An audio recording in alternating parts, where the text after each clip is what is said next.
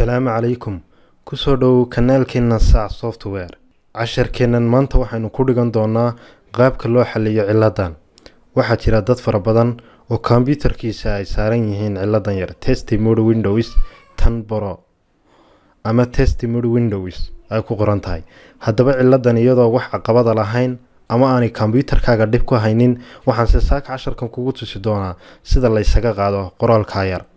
adiga oo aan waqti dheer ku bixinayn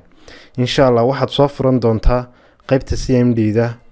ee computerkaaga kadib waxaad ku soo kicin doontaa admin right click baad leedahay kadibna admin kadibna waxaad leedahay yes marka qaabkan loo soo kiciyo waxaad ku qorin doontaa insha Allah code-ka yar ee loo yaqaano BCD edit space baad hore u kacaysaa minus set kadibna waxa la test signing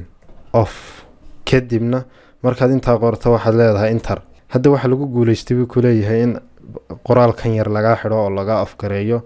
ayaa lagu guuleystay haddaba markaad sida successful ka ku soo qoro waxaad ku xijin doontaa insha Allah inaad computerkaaga markaasi aad restart u dirto right click kadibna aad tan ku dhufto kadibna restart taado kadib markuu restart yaado hadhow qoraalka dib u arkimaysid qaabka ayaad ku xalisay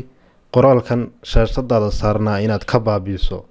Wassalaamu calaykum wa rahmatullaahi ta'ala wa barakaatuh.